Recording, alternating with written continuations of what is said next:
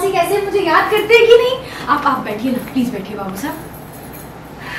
मुझे यकीन ही नहीं हो रहा है सच बताऊं तो कि आप इतने दिनों बाद मेरे साथ यहाँ पे मेरे ससुराल में रहने के लिए आए बाबू साहब। मैं आपको ये सारा सामान,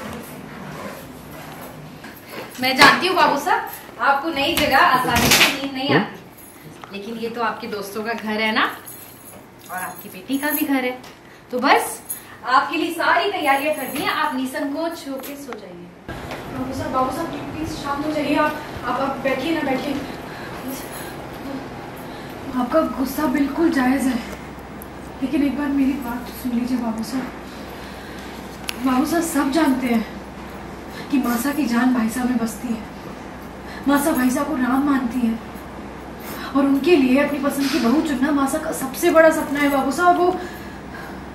वो वसु को अपनी बहू के रूप में नहीं देखती।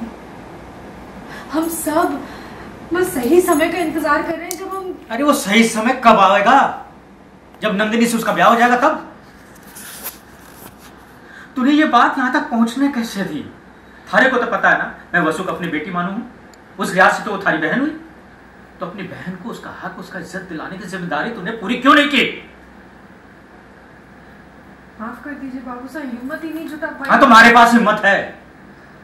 कल ही मैं जाके चंद्रिका से बात करूंगा, बताऊंगा उसे कि देव और वसु एक दूसरे को पसंद कर रहे हैं, एक दूसरे को प्यार कर रहे हैं, एक दूसरे के साथ जिंदगी बितानी चाह रहे हैं। इसलिए इस बात को वो स्वीकार करे और उन्हें अपनी मंजूरी दे। बाबू साहब सवाल ही तो ये है ना, आपको लगता है कि मासा मान जाएंगी? अरे क्यों नहीं मानेंगी?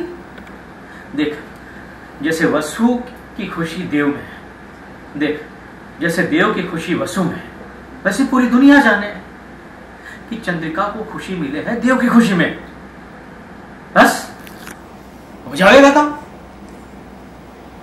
दिव्या, किसकी एंट्री हो गई लेकर आ रहे हैं आप, और आई थिंक काफी हंगामा मचाने वाले हैं, ऐसे लग रहा है इनके बर्ताव से, क्या कहेंगी? सो फर्स्ट थिंग्स फर्स्ट, सबसे पहले दिव्या बहुत ज्यादा खुश है क्योंकि बाबूसा आए हैं, और शादी के बाद वो कहती है मुझे यकीन नहीं हो रहा पहली बार आप यहाँ पे आए हो। वो बहुत खुश है।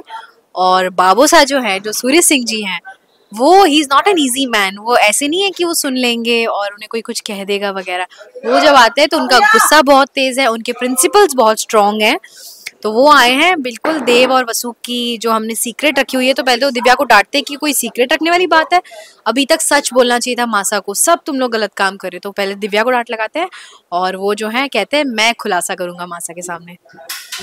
तो दिव्या कुछ रोक पाई है उन्हें ये करने से कि ऐसा ना करे, कुछ मना पाई है आप? सो दिव्या को पता है, इनफैक्ट सबको पता है कि बाबूसा को रोक सके ऐसा तो हो ही नहीं सकता, but in fact Divya is relieved क्योंकि बाबूसा इज द ओनली मैन जो मासा को समझा सकते हैं।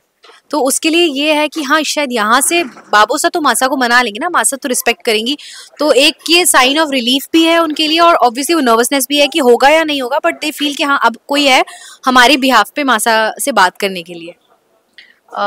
लेकिन क्या लगता है कहीं ना कहीं चंद्रिका का गुस्सा तो निकलेगा, और क्या प्रॉपर तरीके से मना पाएंगे या फिर बहुत सारा ड्रामा होगा? क्या ड्रामा फॉर श्योर होगा, ड्रामा 100% होगा।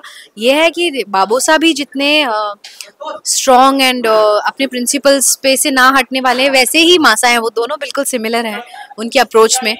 और मासा के लिए भी उनकी चॉइस सबसे ऊपर है, नो मैटर व्हाट। तो बाबूसा अपना पॉइंट रखेंगे, मासा अपना पॉइंट रखेंगी, और क्योंकि दोनों के पॉइंट ऑफ व्यूज डेफिनेटली अलग अलग होते हैं, तो फिर ड्रामा डेफिनेटली होगा।